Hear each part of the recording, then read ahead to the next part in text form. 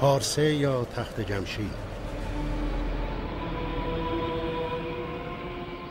گوهر معماری جهان باستان.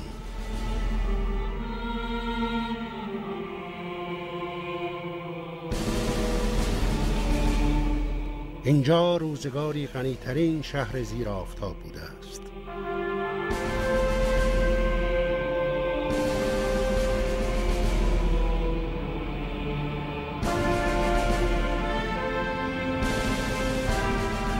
ولی آتش سوزی مهیب اسکندر، زمین لرزه های مکرر، باد و باران و زمان درگذر، عظمت و شکوه دیرین آن را از بین برده است.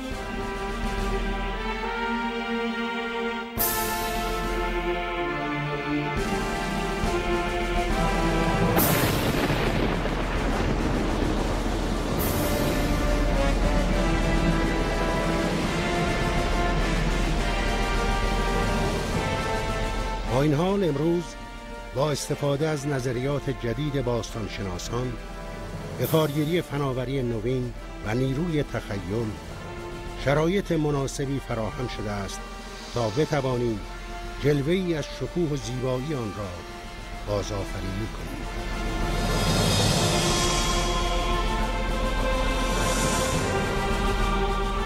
بدین ترتیب شاید بتوان فهمید که چرا پارسه روزگاری غنی‌ترین شهر زیر آفتاب بوده است.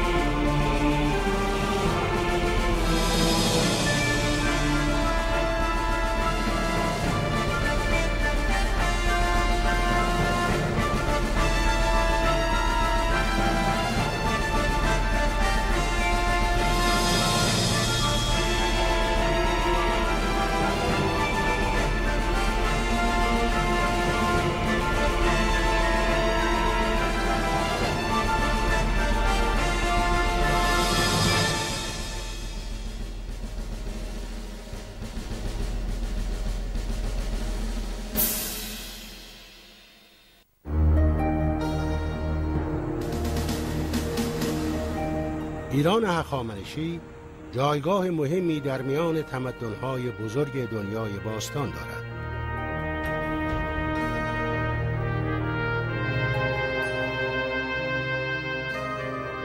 دو سده پیش از این که اسکندر چشم به جهان بگشاید، ایرانیان بزرگترین امپراتوری جهان تا آن زمان را برپا کرده بودند.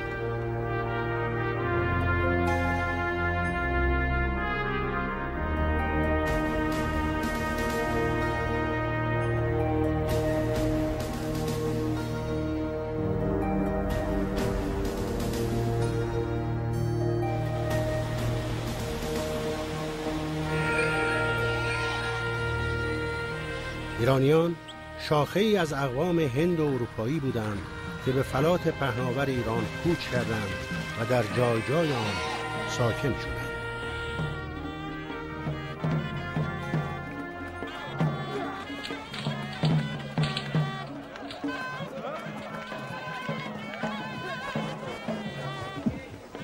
در سال 550 پیش از میلاد، کوروش که شهریار یکی از قبایل پارس بود، با هم پیمان ساختن اقوام آریایی تبار پارس و ماد، بنیان امپراتوری منحصر به فردی را گذاشت که بر اساس الگویی از پذیرش و احترام به فرهنگ‌ها و مذاهب دیگر بنا شده بود. تا جایی که تورات کوروش را ناجی یهودیان از اسارت بابلی‌ها می‌داند و گزنفون مورخ یونانی تبار سده 4 پیش از میلاد نیز از او به منزله مردی با درایت، بیریا و اهل راستی که همگان را مجذوب خویش می ساخته نام برده است. در دنیای باستان کوروش به دلیل علاقه‌اش به سرسبزی و خرمی شهرت داشت. کاوش‌های اخیر در پاسارگاد، پایتخت حکومت او، و کشف کانال‌های آبیاری باغ‌های وسیع سلطنتی نشانگر این شهرت است. باغ‌های کوروش پردیس یعنی محل شکوفایی زندگی و جایی که آب مایه حیات است نامیده می شدند. از واژه پارسی پردیس است که واژه پارادایس به معنی بهشت وارد زبان انگلیسی شده است.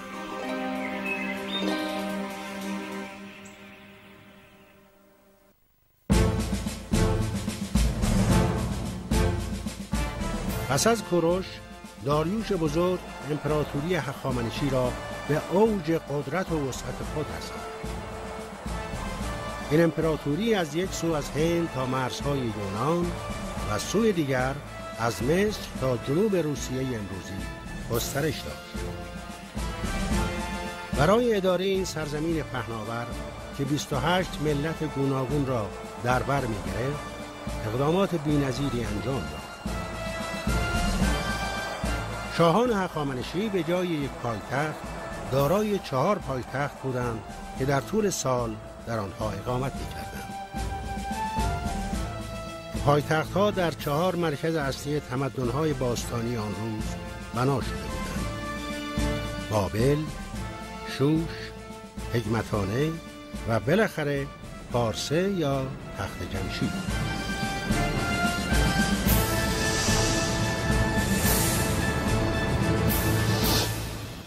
تخت جمشید جایی هست که نام اصلیش پارسه بوده، هم ارگ و هم شهر. دوره هخامنشی این نام رایج بوده، در کتیبه هم اومده، ولی بعد که هخامنشیان برافتادن و شهر هم از بین رفته، چون خاطر هخامنشی ها از یه طرف فراموش شده بود، از طرف دیگه ایرانی ها جمشید رو نمونه اعلای سازندگی و شکوه شاهی میدونستن و میگفتن که تختش رو نمایندگانش بر میداشتن و از یه جایی به جای دیگه میبردن و این هم عیناً در تخت جمشید صدق میکنه برای شاهان هخامنشی. این ناحیه رو به عنوان تخت جمشید خوندن.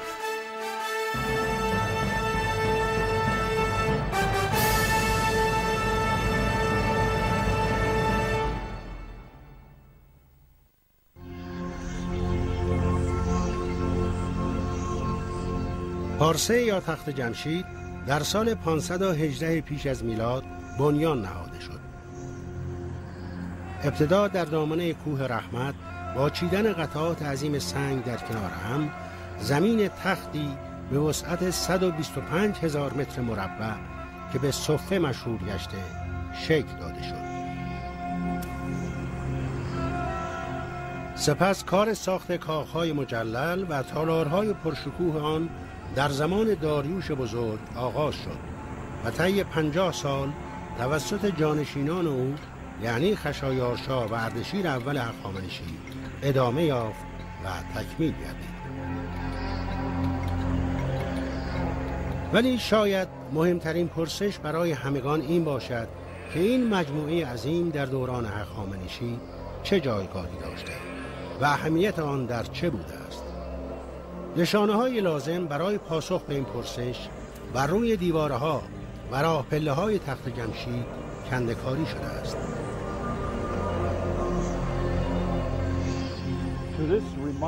در این مرکز برگزاری مهمترین جشن‌ها و آیین‌های امپراتوری جهانی ایران، هر ساله در آغاز سال یعنی اول فروردین ماه، نمایندگان و فرستادگان ساتراپی‌ها یا همان ایالات مختلف امپراتوری که داریوش بنیاد گذاشته بود در اینجا گرد هم می‌آمدند. آنان با خود هدایا و پیشکش‌های گوناگونی داشتند، همچون انواع زیورآلات ارزشمند، جام‌هایی از سنگ لاجورد یا طلا و حیوانات گوناگون. از یونانی‌ها و مصری‌ها گرفته تا بابلی‌ها و هندی‌ها همه حضور داشتند.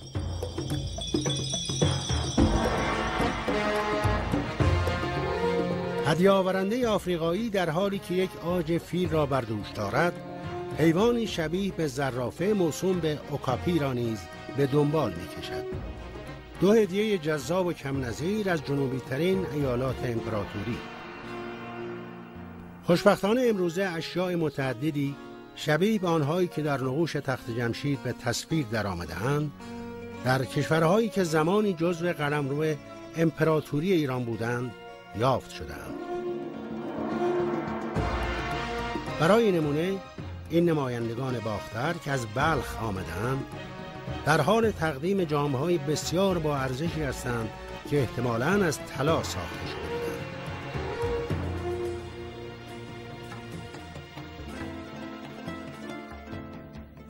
این جام طلا با دهانه 20 سانتی متری که اکنون در موزه ملی ایران نگهداری می شود، شبیه جام‌هایی است که در نقش‌های تخت جمشید می‌بینیم. این طره‌های بارز مو که از پشت گوش‌های این مردان آویزان است، نشان می‌دهد که آنها اهل لیدی هستند. گزنفون در کتاب خود آناباسیس خبر می‌دهد که بازوبند از جمله هدایای ویژه در دربار ایران بوده است. یکی از این مردان در حال حمل یک بازوبند زیباست. این بازوبندهای واقعی هم که زمانی با سنگ‌های نیمه قیمتی مزین شده بودند، بخشی از گنجینه با ارزش کشف شده در نزدیکی رودخانه سیحون است. گنجینه سیحون اکنون در موزه بریتانیا نگهداری می شود.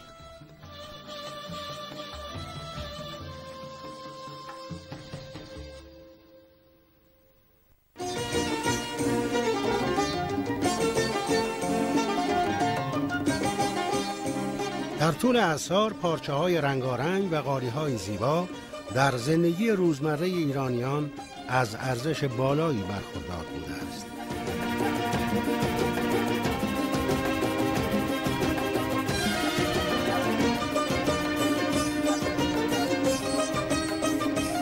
این علاقه سنتی دیرپا به رنگ‌های متنوع و طرح‌های جذاب را می‌توان تقریباً در هر هنر دستی ایران مشاهده کرد.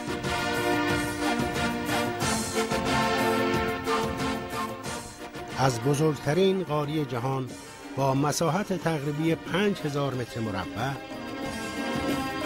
تا قالی‌های معمولی در بازارهای سنتی و یا حتی در میان بافته‌های عشایری. به تخت جمشید باز می‌گردیم. در اینجا می‌توانیم شاهد نمایندگان بابل باشیم که همراه با هدایای دیگر منسوجاتی احتمالاً از جنس پشم را با خود حمل می‌کنند.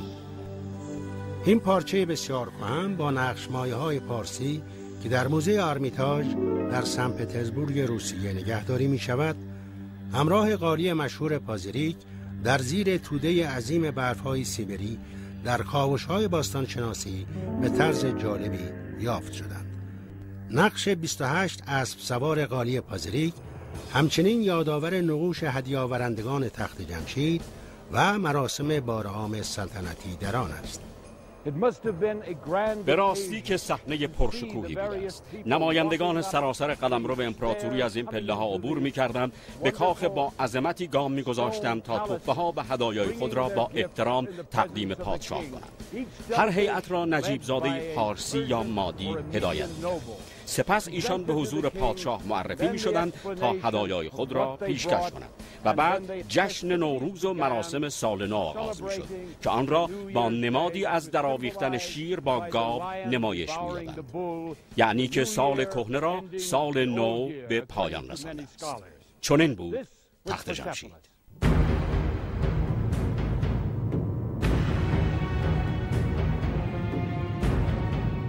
بنابراین تخت جمشید یک پایتخت سیاسی یا نظامی نبوده، بلکه کانون برپایی مهمترین مراسم آیینی و جشن‌های هخامنشیان به شمار می آمده است. در اینجا نمایندگان 28 ساتراپی یا ایالات تابع امپراتوری از دورترین نقاط گیتی دور هم جمع می شدند تا در حضور پادشاه بزرگترین اعیاد همچون نوروز را جشن بگیرند. هدیه‌آورندگان و نمایندگان عالی مقام میبایست با تشریفات خاصی آرام آرام از مسیر ویژه‌ای وارد این مجموعه عظیم گردند. هر کسی اجازه می‌یافت از این پلکان ورودی به طرف صفه بیاد کاملا مات و مبهوت میشد. اون در حالی که یک دشت سبز و خرم و پشت سر گذاشته بود، به صفحه عظیمی که بیش از 14 متر از سطح زمین ارتفاع داره وارد میشد. صفحه خارق‌العاده مملو از کاخهای متعدد و زیبا. برای رسیدن به این کاخها ابتدا وارد تالار انتظار یا دروازه ملل میشد. ورود به مجموعه کاخها از راه دروازه ملل انجام می‌گرفت. پیکره سنگی 2 گاو عظیم در مدخل ورودی به میهمانان یادآوری می‌کرد که در آستانه ورود به قلب تمدن هخامنشی هستند. هر کس که اجازه ورود به این تالار را می‌یافت، در اینجا مردمانی را می‌دید از نژادهای گوناگون که به زبانهای مختلف صحبت می‌کنند و بر روی سکوهایی که دور تا دور تالار قرار داشت به انتظار اجازه ورود نشستند. از اینجا بود که بزرگان و فرماندهان ارتش با عبور از درگاه شرقی به سوی خیابان سپاهیان و از آنجا به سوی کاخ عظیم 100 ستون هدایت می شدند، در حالی که نمایندگان هدیه‌آور از درگاه جنوبی راهی تالار بار عام می گشتند.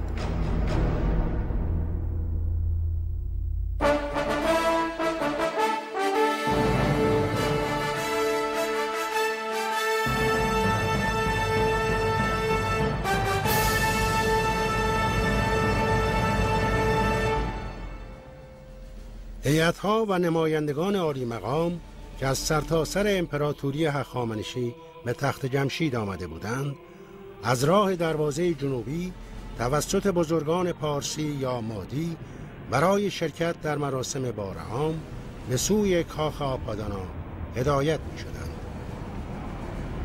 با گذشتن از این حیات وسیع سلطنتی، میهمانان بلند مرتبه با شکوه‌ترین کاخ این ارگ یعنی آپادانا را پیش روی خود می دیدند.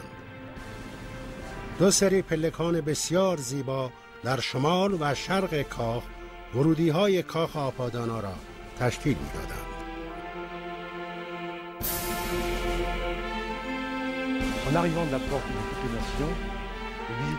هر کسی که از پله های آپادانا بالا می اومد بسیار تحت تأثیر عظمت و زیبایی اون قرار گرفت. در اینجا با ستونهایی که هر کدوم 20 متر ارتفاع داشتن روبرو می شد. قلبش تندتر و تندتر می زد.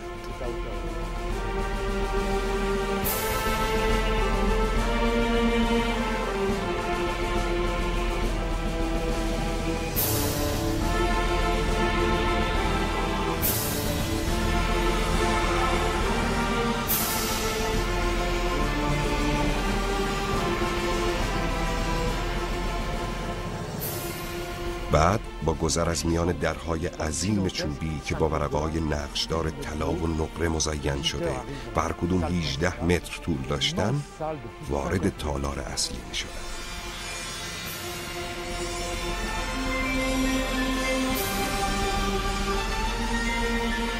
در درون کاخ اون الان شاهد فضایی افسانه‌ای و پرشکوه. فرش‌های رنگارنگ سراسر تالار رو پوشوندن. تزئینات دیوارها به ابهت کاخ افزوده. در بالا سقف عظیمی رو میبینه که به سبکی زیبا رنگامیزی و تزئین شده. و بالاخره در انتهای تالار اون میتونه پادشاه رو ببینه که بر روی اورنگ شاهی نشسته، در حالی که مراسم بار عام شروع شده.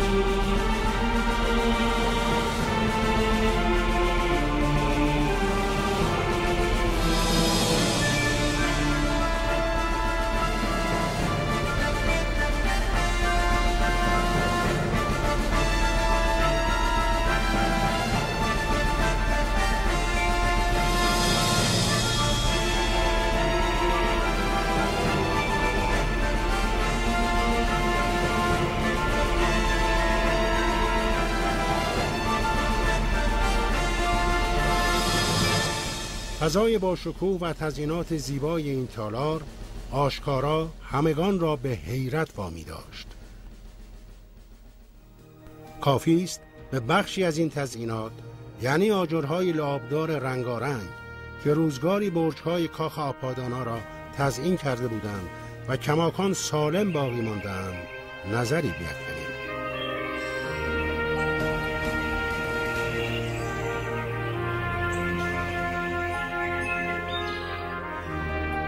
ولی شاید جالبتر از اینها سرستون‌های ایوان شرقی آپادانا باشد که با دیگر سرستون‌های تخت جمشید تفاوت دارند، چرا که این سرستون‌های عظیم سنگی به شکل دو شیر قران پشت به هم می باشند.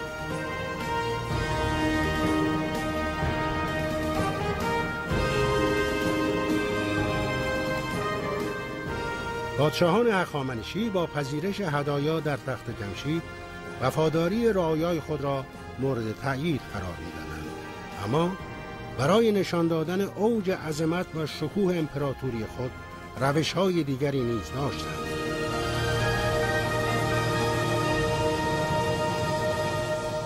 از دانوب تا حبشه و از حبشه تا رود سند زیر فرمان یک دولت و زیر یک قانون در آمده.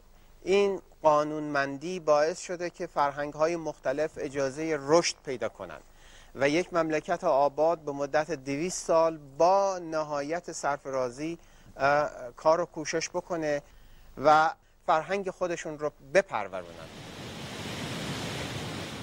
برای اداره این سرزمین پهناور اقدامات بی‌نظیری انجام یافت.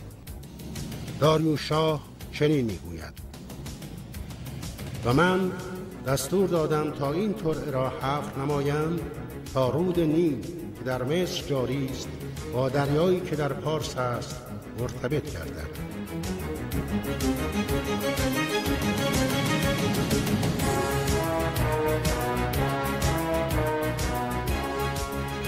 از این مهمتر ایجاد شاهراهی به طول حدود 2600 کیلومتر بود که شوش را به ساردیس در نزدیکی سواحل مدیترانه متصل می‌ساخت.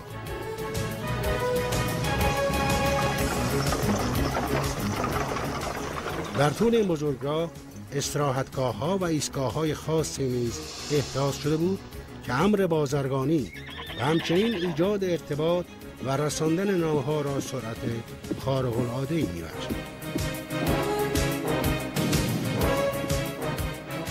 چاپارهای تندرو در این ایستگاه‌ها اسب‌های خود را عوض می‌کردند و با اسبانی تازه نفس با سرعت و در اسرع وقت پیام‌ها و نامه‌ها را به مقصد می‌رساندند.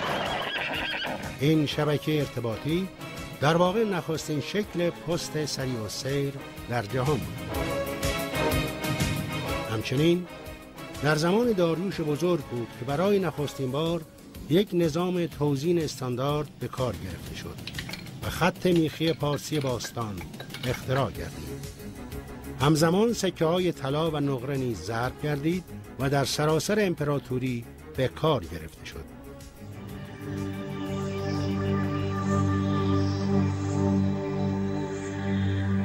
اما بزرگترین دستاورد هخامنشیان نوع امپراتوری و حکومت ایشان بود، چرا که این نخستین امپراتوری در جهان بود که بر شالوده همزیستی و احترام به سایر فرهنگ‌ها و مذاهب بنیان گذاشته شده بود.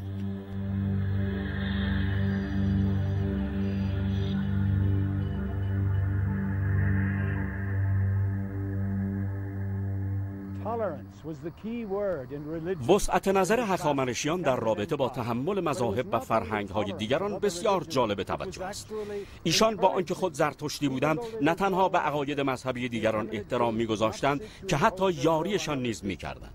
ما همه می‌دانیم که چگونه کوروش یهودیان را از اسارت بابلیان آزاد کرد تا به سرزمین خود در فلسطین بازگردند، ولی قضیه به همین یک نمونه محدود نمی‌شود، چرا که تاریخ به ما می‌گوید که بعدها عزرا و نهامایا به عنوان نمایندگان پادشاه مأموریت یافتند تا بر عملیات بازسازی معبدشان نظارت کنند. مشابه این اقدامات در بین مصریان و یونانیان آسیای صغیر هم انجام میشد.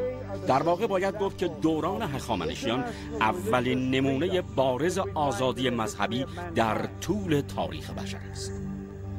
این فضای سرشار از صلح و دوستی بین ملل در نقوش تخت جمشید به گونه استادانه به نمایش گذاشته شده است. در اینجا نشانی از زور و دشمنی دیده نمی شود. این فضا در تصاویر کاخ سه دروازه نیز به خوبی آشکار است. بزرگان پارسی و مادی در حالی که برخی دست در دست هم دارند، گفتگو کنان و به آرامی از پله‌های کاخ بالا می روند.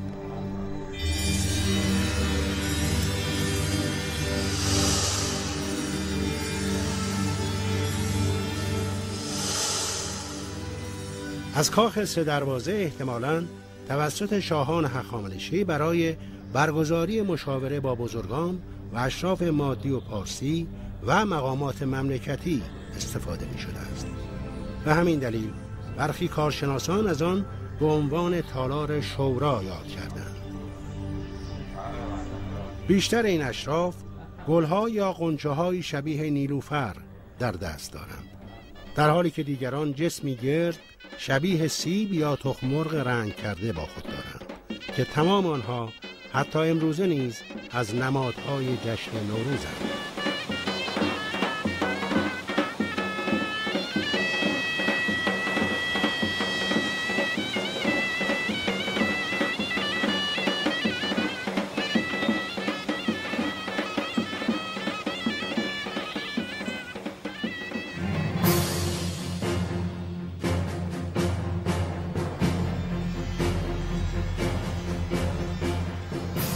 یکی از نخستین بناهایی که بر روی صفه ساخته شد، ساختمان مستحکم خزانه با ستونهای چوبی مزین به نقوش منحصر به فرد بود.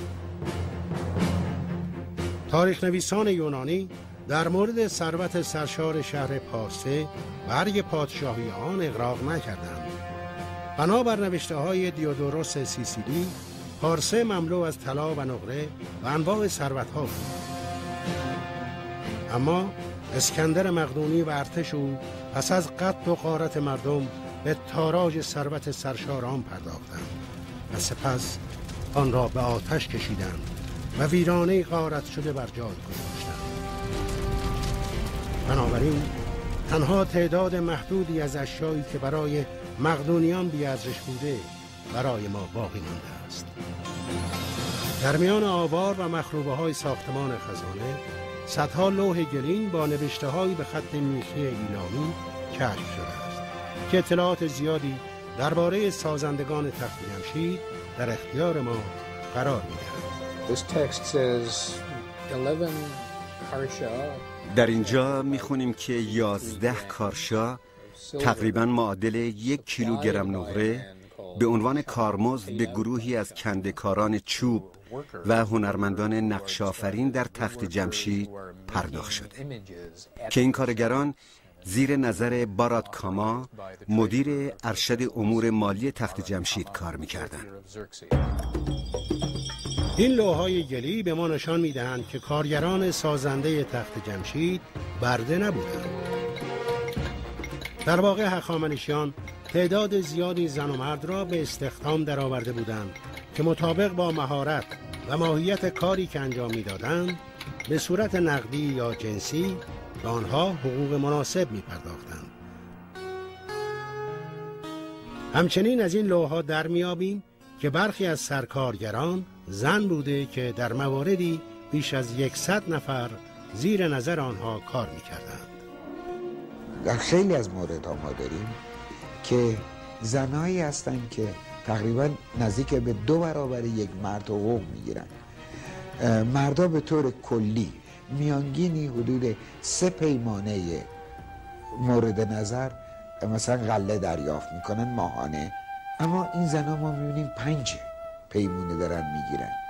همچنین میدانیم زنان در هنگام بارداری از مزایای ویژه‌ای برخوردار بودند.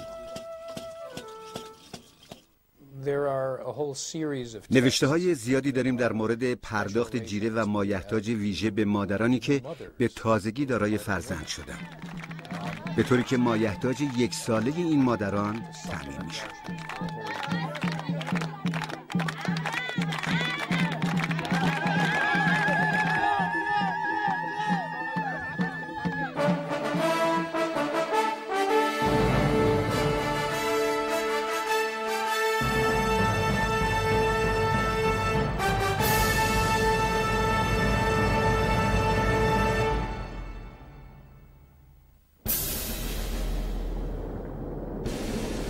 سازندگان تخت جمشید که از سراسر امپراتوری گرد آمده بودند، در برپایی یکی از باشکوه‌ترین مجتمع‌های سلطنتی جهان باستان به موفقیت شایانی دست یافتند.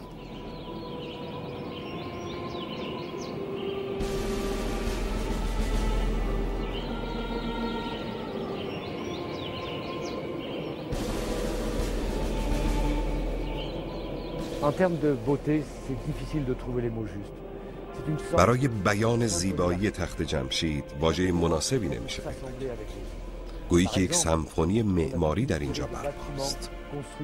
اندازه ها، ارتفاع ها و سطوح ساختمون ها به گونه‌ای که یک تصویر کلی زیبا و هماهنگ رو به وجود آورد. کاخ تچر که حتی بقایای آن نیز پس از گذشت 2500 سال جلوه خاصی دارد، به دستور داریوش بزرگ ساخته شد.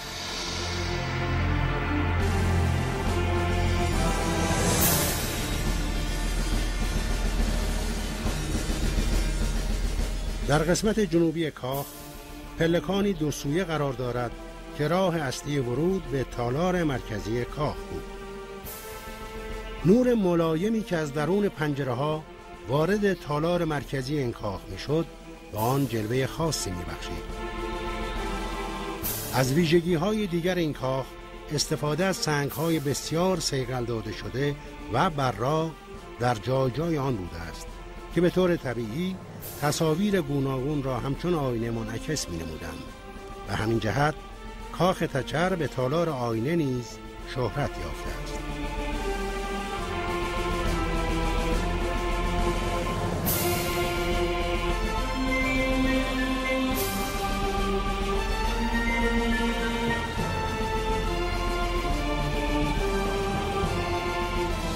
یکی دیگر از کاخهای باشکوه این مجتمع هدیش یا کاخ اختصاصی خشایارشا بود.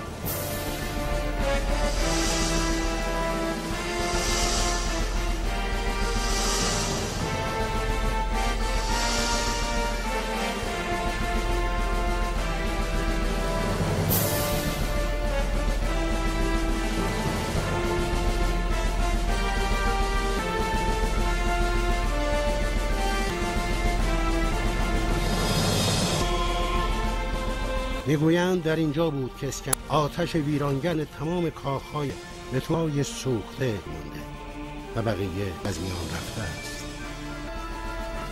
در جنوب هدیش کاخ بزرگ که محل زندگی ملکه و سایر بانوان در حرمسرای سلطنتی بوده است.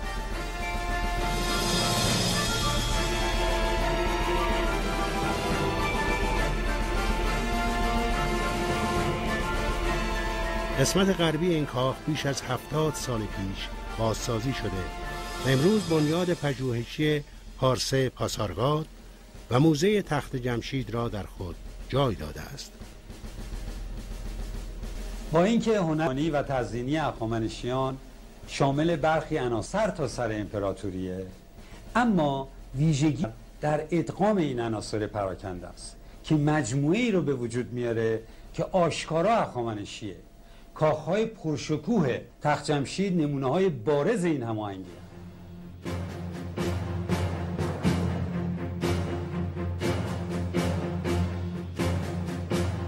و اما یکی از جذابترین کاخهای مجموعه تالار 100 ستون می باشد.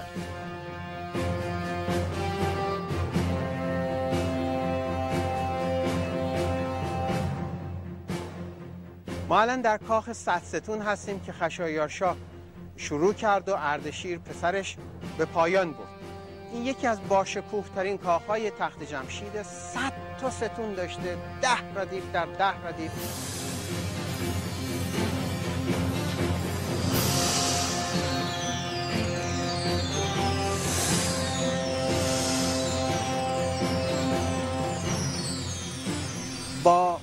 شکوه مرمر سیاه زرنگاری هم توأم شده بوده.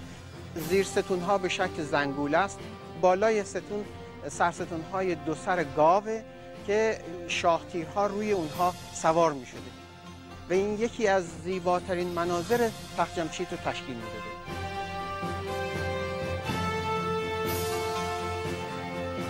تالار 100 ستون 4600 متر مربع وسعت دارد و چنان که در درگاه‌های شمالی آن به تصویر کشیده شده است، گنجایش حضور صدها تن از بزرگان و فرماندهان نظامی را داشته است.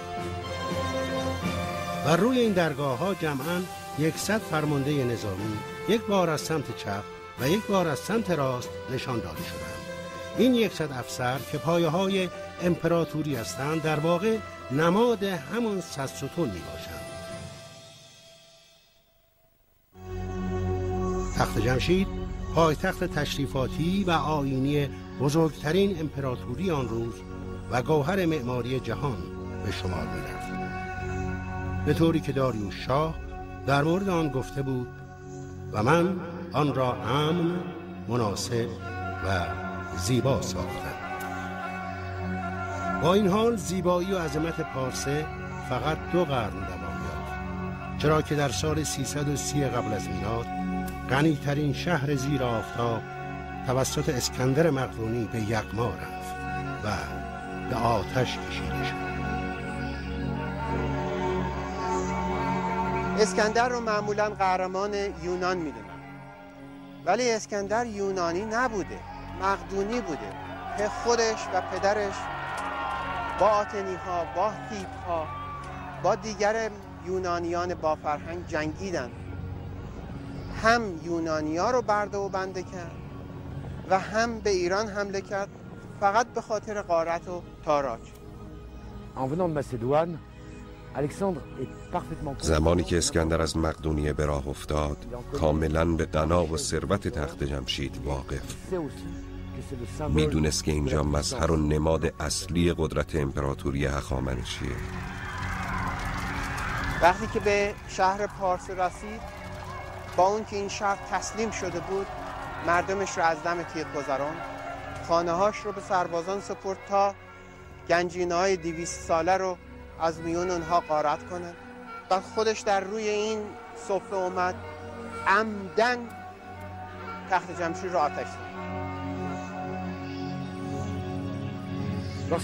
وقتی که مقدونیان به اینجا رسیدن، شهر کاملا بدون دفاع بود. با این حال اونا هم شهر رو هم ارگ اونو به آتش کشیدن و ویران کردن. بدین ترتیب غنی ترین شهر زیر آفتاب از میان رفت. سکندر در آن داوریگاه سخت پی افشرد مانند بیخ درخت، ز بس خون که گرد آمدن در مغار، چو گوگرد سرخ آتشین گشت خاک.